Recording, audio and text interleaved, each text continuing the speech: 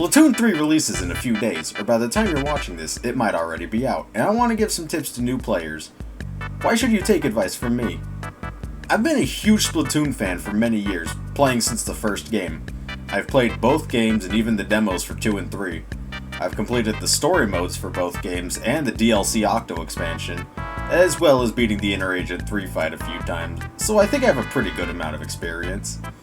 I'll be splitting this list into a few parts with general tips covering most aspects of the game, but some more specialized tips later on. General tip number 1. Pay attention to and use your signals. You see that little D-pad icon in the bottom left corner? Those are your signals. Use these in battle. For Turf War and Anarchy Battle, use the This Way signal to tell your teammates if there are any immediate threats, like an enemy in your base. Also use them at the beginning of each wave of Salmon runs so your team knows where the Salmonids are coming from. The Booyah signal's less useful, only really being used if you or your teammate has the Booyah Bomb special. If you see the prompt to use Booyah, use it. It helps charge your teammate's Booyah Bomb much faster, and that extra second or two can be crucial in tougher battles. Also, Booyah to your team at the beginning of the battle. That's just an unspoken rule of Splatoon. There are 2 other signals that show up when you die. The first of these is the Ouch signal. Use this to warn teammates of there being an enemy nearby when you get splatted. This could be the difference between just you dying and having your entire team get wiped. The last signal shows up when you die in Salmon Run, that being the Help signal. This is the most important signal in Salmon Run. When you die, you are completely useless to your team. You can still move around, but using this signal helps your team know where you are to revive you. If your entire team goes down, which can happen very easily, you lose. So don't be the reason your team couldn't last out the timer a few more seconds. General tip number 2. Utilize your different movement options. Splatoon 3 adds 2 new movement options, the Squid Surge and Squid Roll. I personally don't think the Squid Surge is going to be too useful without running Intensify Action because of the long charge time, but Squid Roll is very important. Using it repels ink a little, which could be the difference between life or death, and it's your most useful option when playing against a charger. If you're using a dually class weapon, remember you have at least 2 dodge rolls you can use to get out of trouble too. These not only help you shoot more accurately, but they can also help get you out of a tough situation. General tip number 3. Remember which mode you're playing. This might sound obvious, but always remember the objective of the mode you're playing. Turf War isn't about getting kills, it's about painting the ground. Rainmaker isn't about rushing in headfirst on your own, it's about you and your team making an opening and then advancing. Splat Zones is about controlling a specific area of the map, don't go running off somewhere else. You wouldn't believe the amount of times I've had people in Turf War only focus on kills, charger players, or even people staying back to ink our base in Splat Zones. Don't be that person. Your team will hate you for it. General tip number 4. Ink management. This tip's a lot more important for certain weapons, but is still a useful tip for every weapon. Keep an eye on how much ink you have. Using your sub-weapon eats a large chunk of your ink tank, leaving you with less ink for your main weapon. Some main weapons like the Dynamo Roller and Splattershot Pro use a lot of ink, so keeping your ink tank filled is important for when getting into a battle with another player. You can run abilities like Ink Saver Main, Ink Saver Sub, or Ink Recovery up to help with this, and on some weapons it might even be a necessity. Just get a good feel for how much ink you're using and work around it as necessary. General tip number 5. Learn your weapon. Sort of playing off the last tip, make sure you understand what your weapon is capable of. You don't want to pick a fight with someone who has a longer range than you if you don't know how to deal with them effectively.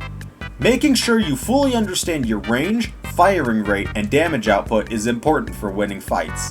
While yes, winning fights isn't the main goal of the game, it certainly helps out a lot. General tips number 6 and number 7. Know the stages and use the map. I'm pairing these two together because they go hand in hand. Use recon mode to understand the layout of each stage. You don't want to be sitting in a corner where you can't do anything or not know how to quickly get back into the fight. Using the map can help you with stages you're less familiar with, as well as showing you where exactly the fight is happening. You'll want to understand at least the basic routes from your spawn to the center of the stage, as well as how much of the center stage there is. The center of the stage is where a majority of the game will be taking place, and is the single most important area for turf war and splat zones. General tip number 8. Save your tickets. You might be playing the game and earn a food or drink ticket and be tempted to use it. Don't! Especially at earlier levels, these tickets are less useful, and you'll be earning experience quickly anyway, and money isn't extremely important in the very beginning anymore thanks to Sheldon licenses. Instead, you'll want to wait to use your food tickets for later levels when you need higher and higher amounts of experience to level up. The money tickets are more useful when you start getting into buying gear with more stars. Speaking of gear with more stars, those are what you want to save your drink tickets for. There's an entire system of which abilities show up more or less on certain brands of gear, and you'll want to take advantage of that. Perfecting your gear abilities is more important the more experienced you are, and you should save your drink tickets to properly grind out ability chunks for your gear. This is especially true considering how rare these tickets can be and how tedious it is to grind for the right ones, especially specific drink tickets. I'm hoping the catalog helps with this, but we'll have to wait and see. Turf War tip number 1. Ink your base. Inking your base is just as important as taking the center of the map. I've seen my fair share of matches that have been won or lost by just a few points because one side had empty areas in their spawn. It's not like you need to ink your base immediately at the start of the match, but when you respawn, take a few seconds to cover over any empty areas. Trust me, this can help quickly close the gap on some maps. Salmon Run tip number 1. Death doesn't mean useless. When you die in Salmon Run, you'll spawn in as a little life preserver.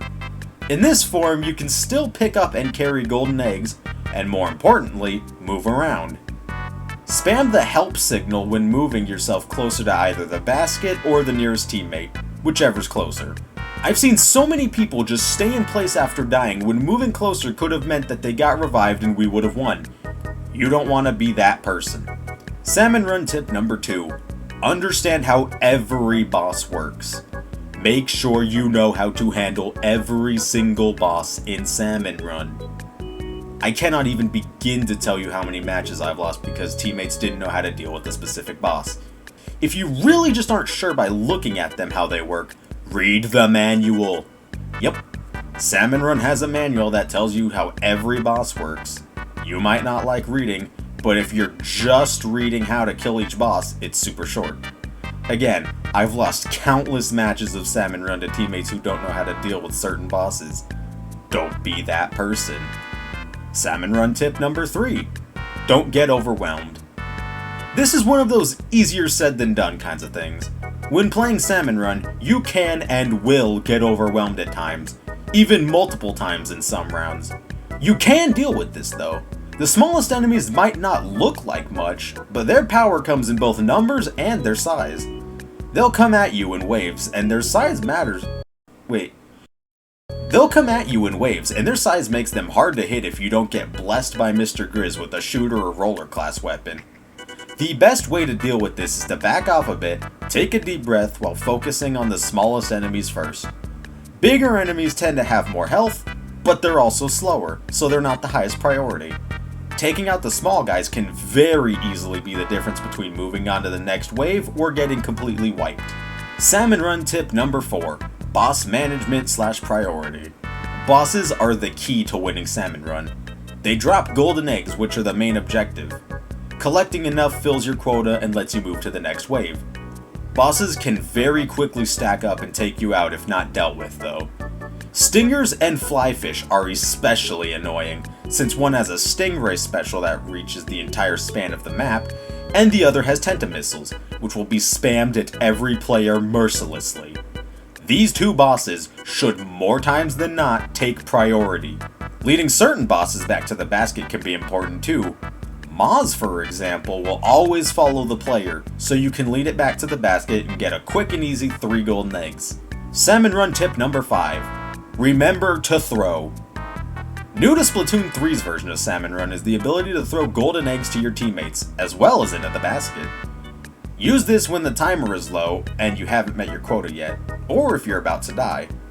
If a boss is killed far from the basket, you can even form a small chain of throwing eggs to other players before throwing them into the basket. Salmon Run tip number 6. Use your specials. In Salmon Run, you're given a random special with only a few uses. Save these specials for later waves, or if things get really overwhelming. These special weapons are your best friend, and can even save teammates in situations where you without them couldn't. Some of these specials can even kill certain bosses without having to worry about their stupid gimmicks, which can be extremely helpful for getting the edge over the Salmonids. One final tip I'd like to give, especially for new players, is to play the single player mode. Yeah, you might be eager to jump at the meat of the game, and understandably so, but doing single player can help you learn how to use certain mechanics, different weapons, specials, etc.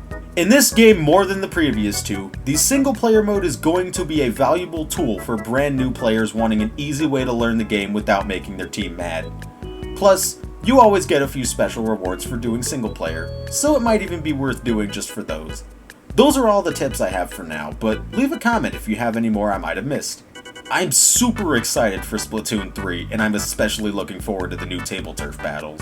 Once I get my hands on the game, I'll be sure to make a video going over that mode in detail. If you like this video, consider leaving a like or subscribing. If you have a friend who's never played Splatoon before and is planning on getting the game, send them this video. Anyway, that's all for now. I'll see you all next time.